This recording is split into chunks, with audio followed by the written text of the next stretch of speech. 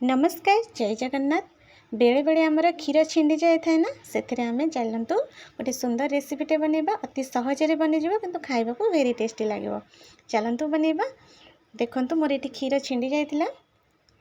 देखु ताको आम हाथ में एमती खोला खोला करनवा।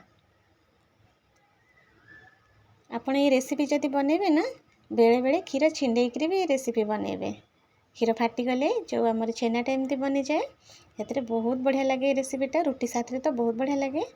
मुझे पियाज दीटा को देखो चुन चुन कर काटिकी नहीं, लंका दीटा नहीं काटिकी, आउ अल्प टिके अदा 5-6 पाखुड़ा रसुण टिके छेचिकी नवा। गोटे टमाटर को एमती चुन चुन कर काटी नवा।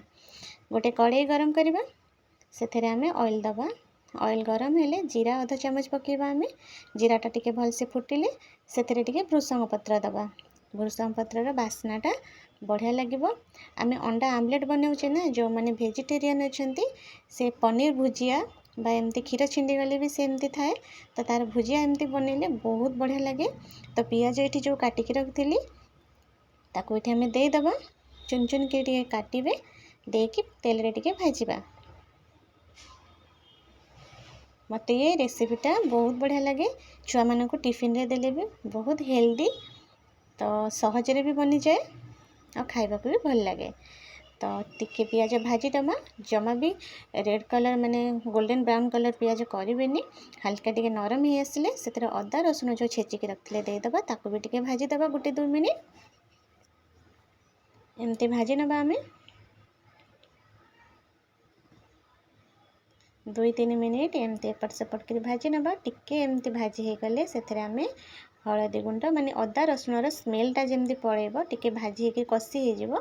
तो आम से लंका गुंड टिके जीरा गुंड हलदी गुंड टे पकईदबा। हेंगु टिके पकेबा। आम आधा चामच हेंगु टिके पकेबा। तो पकईके ताको टिके आम मसला को भाजवा। सेम प्रोसेस रे 2-3 मिनिट आम भाजवा टिके मसला को। आपण मानक जदि मो रेसिपी पसंद आसे ताहले लाइक शेयर सब्सक्राइब करने को बिल्कुल भी भूलिबेनी। तो आम ये गोटे टमाटर जो काटी देदबा। ये टमाटर को टिके नरम होबा जाए ताको आम एमती भाजवा।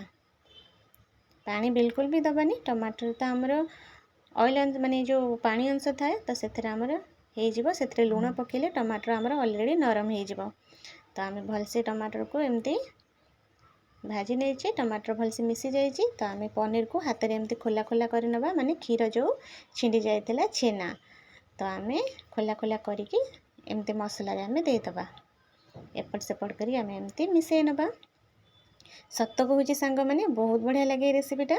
आपण मैंने निश्चिंत भाव में ट्राए करूँ। आ जदि आपण मैंने एमती बनाती ताहले कमेंट रे लिखंतु आपन को भल लगे कि ना। तो एमती आम मिसई नबा। से आम 1 चामच बेसन पकेबा, कहीं बेसन पकेले टिके ड्राए ड्राए हम। तो बेसन पकई पारे, कॉर्नफ्लोर भी पकई पारे। तो मुझे 1 चामच बेसन पकई। बेसन पकईकी आम टिके भल से भाजवा, कहीं बेसन कंचा अंशटा जमी पड़ेब। तेल रे बढ़िया से भाजी हो से आमर अंडाटा नरम हेनी, सॉरी छेनाटा नरम हेनी। अंडा भाई देखा ना अंडा भुजिया, से मो पाटरू बाहरी गला। तो आम एमती भल से भाजी नवा। और जदि तले लगिज ताले आराम से एमती करछुल रे छड़े नेबे और छाड़ी भी जीव भल से। एमती भल से छड़ी की एमती टिके भाजवा। देखंतु हे गला ना। तो से आम धनिया पत्र पकई दबा। धनिया पत्र पकईकी टिके आम गोळी नबा। धनिया पत्रर बास्नाटा आमर पनीर भुजिया माने छेना ये छेना मसला। तो आम आपको छेना भुजिया भी कहीपर। तो देखंतु आमर बनीगला बहुत सहजरे, खाइबा को बहुत बढ़िया लगे। आपन चाहिए एथिरे गरम मसला भी पकई पारिबे। खरा दिन बेसी गरम मसला खाइले भल नुह, ये हेल्दी रेसिपीटे। तो गरम मसला बिल्कुल भी पकेबेनी। आपण माने एमती ट्राए करंतु। रहुची जय जगन्नाथ।